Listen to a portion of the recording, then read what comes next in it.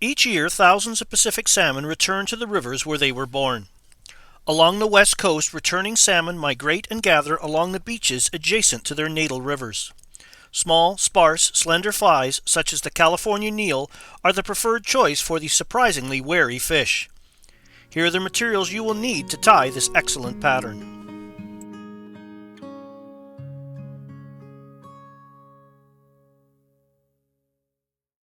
So let's tie the California Neal.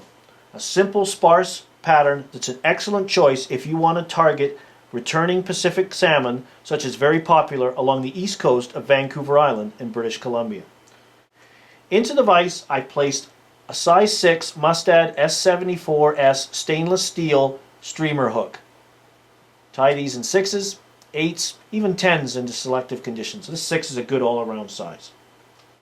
For the thread, I'm going to use some chartreuse 70 denier tying thread, the ultra thread. Get that started, trim off the waste, provide a nice, smooth, even thread foundation to tie our materials. I'm going to move the tying thread back up to its original tying point where we're going to tie in the tail. Now the tail can be tied out of a number of materials. There's lots of variations on this fly. I'm tying a version by a good friend of mine, Frank Dial, who's very successful using this fly when he's beach fishing. You can use polar bear if you can still get it or it's legal to have it. I'm going to use a little of the UV2 bucktail, very sparse tail. I'm going to tie it in so it's about the shank length long, protruding out the back of the fly. So I'm just going to measure like so. I've got enough to form the tail and to tie it in. You want to keep it nice and sparse. So I tie it in and then just hold it up on top of the hook like this. The combination of this slight angle and the thread pressure keeps that material right on the hook, and you can back off the thread pressure a little bit at the back so it doesn't flare wildly. But you can see that's very sparse. The signature of these beach patterns is super sparse in nature. Okay, so nice and sparse. We can add a little bit of tail flash. So I'm going to take my tying thread, advance it forward a little bit, take 3 strands of chartreuse crystal flash, and I've doubled them around the tying thread. Hold them in place and bind them down and secure them back into the tail. And what I'm going to do is stagger cut these, meaning I'm going to cut them at different lengths so the crystal flash shimmers throughout the tail. So just try and isolate 2 or 3 at a time and just trim them like that. So I've got a nice staggered look. That flash is going to radiate throughout the tail. And again, like the bucktail tail or the polar bear tail, you want to keep it nice and sparse. Advance the tying thread up to just in front of the hook eye, and now we're going to tie in our wire ribbing. And for a little bit of contrast, I'm going to use some small ultra wire, and I'm going to secure that down the shank of the hook. Again, we're trying to make sure we have a nice, smooth, slender underbody. And put that in the material clip. For the body, you can use diamond braid or any of those types of braid materials, Flashabou. I'm just going to use some of the same crystal flash. I've got a half a dozen or so strands. I'm just going to secure those in place at the base of the tail.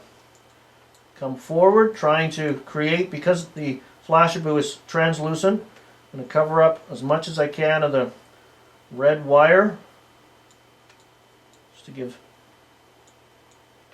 a more vibrant chartreuse glow. And we're going to moisten the strands and just simply, you tied them in as one and they will behave as one. So we're just going to wind them forward and form a very slender body. And lots of different color combinations. Chartreuse is popular, tie them in orange, whatever the local favorites are, pink, hot pink, or cerise pink, bubblegum pink. You know, on a different day, different light conditions, the mood of the fish, a different color can be the one you need. So I'm just going to tie those off, double them back. They're locked in place, they're not going to come undone. Now we're going to tie in the body hackle. And as you can see, this fly looks like a very sparse woolly bugger, and I guess in a sense it is. It's just a slender saltwater variation. So we're going to tie in some grizzly saddle hackle. Just going to tie this in, and I want the saddle hackle to be sized approximately gape and a half to 2 times the gape. If you noticed, I've left a little bit of the stem, and this helps me aim my first wrap. I'm going to take one complete wrap at the front and then just open the wraps once, twice, 3, 4, and 5. We want to keep this sparse. Attach the hackle pliers to the tips of the hackle to act as a weight.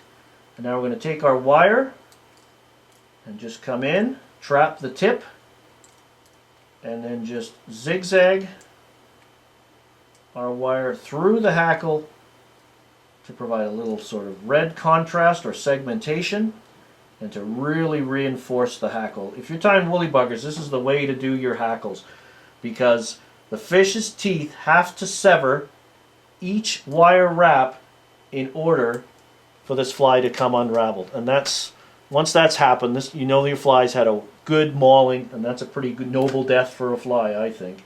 So we're just going to come in with our scissor tips and trim out the tip of the grizzly hackle. A few more wraps, fold the wire back over. Use a pulling and twisting motion to break or helicopter the wire away. And then we're just going to spin our bobbin counterclockwise to remove any twists so we can lay nice, flat, even wraps to form a neat, vibrant chartreuse head.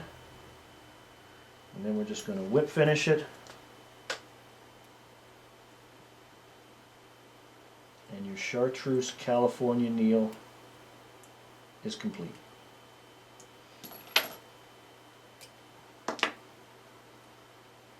Bring that around. You can see how slender and sparse these are. And sometimes with your grizzly hackle, to make it even sparser, you can strip one side away so you have even less hackle. If the fish have been seen by a number of anglers, just putting a little dab of super glue there to reinforce everything, even sparser and smaller flies work. And these are great for returning coho salmon, super aggressive, and pink salmon as well. If you ever visit the east coast of Vancouver Island, make sure you have a few of these California Neals in your fly box. It's a fun, fun fishery. For more information on fly fishing, and stillwater fly fishing in particular, please visit my website at flycraftangling.com. Here you'll find lots of information, including fly fishing tips, fly patterns, articles, dates on my seminars and schools, along with links to my blog and mine and Brian Chan's online stillwater fly fishing shop. You can also visit our store directly at stillwaterflyfishingstore.com. Please join the conversation on my Facebook page or follow me on Twitter. Thanks for watching, and please take the time to watch my other tying videos as well.